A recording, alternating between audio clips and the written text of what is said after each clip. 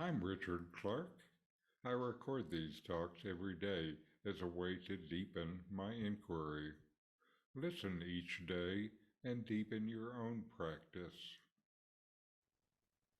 Welcome. I'm reviewing and commenting on the book Talks with Sri Ramana Maharshi. Today is from Talk 525. Another visitor asks, actions are bondage. One cannot remain without some kind of activity, so bondage goes on increasing. What is one to do under the circumstances? Maharshi, one should act in such a manner that bondage is not strengthened, but gets weakened. That is selfless action. In this dialogue, the questioner expresses a common concern about the nature of action and its role in creating bondage or attachment. The questioner's worry is that since people can't avoid acting in some way, each action must increase in attachment or the cycle of karma, which perpetuates suffering.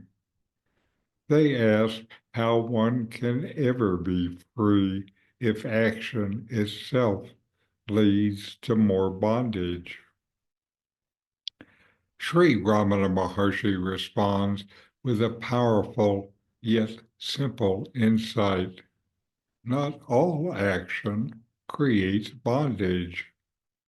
It's only when actions are done with attachment, desire, or ego-centered motives that they strengthen bondage. The Maharshi suggests that if one can act in a selfless way without any desire for personal gain or the need to boost the ego, then these actions don't create new attachment, but in fact can help reduce existing ones.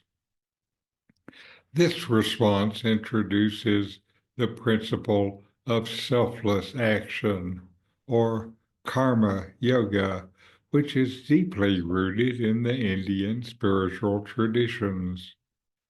Ramana points out that the issue is not action itself, but the ego's involvement in it.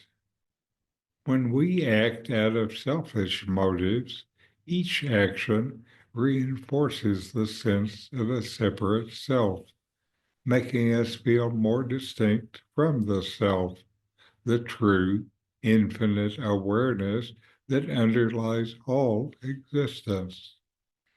However, when we act with the intention of serving others or without personal attachment to the outcome, these actions don't leave behind impressions on the mind.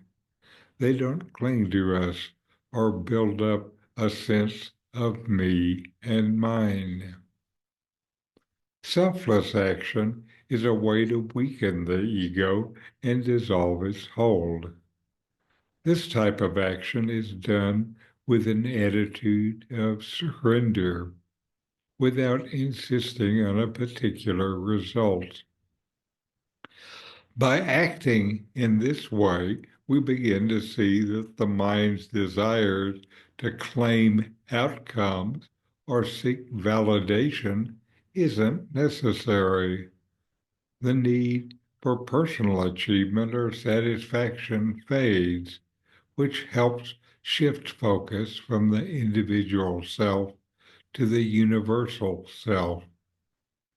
This shift in attitude frees us from the grip of desire and attachment that usually clouds our awareness.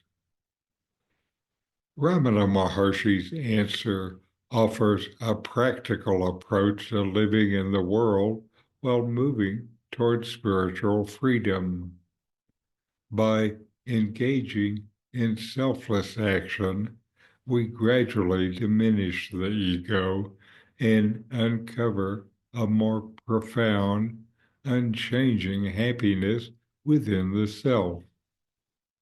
It shows that freedom isn't about stopping action altogether, but rather about transforming the way we act from self-centered to selfless, from ego-driven to self-aware.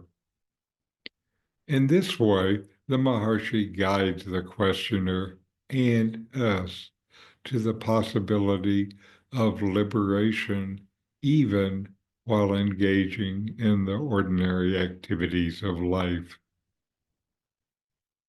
So know yourself and be always free and at peace. In 40 Verses on Reality, Ramana Maharshi explains the nature of the self, the ultimate reality, and self-inquiry. My new book, with my comments and inquiry questions, opens these teachings up and brings them into your practice and experience. Available now from Amazon. Link in the video description.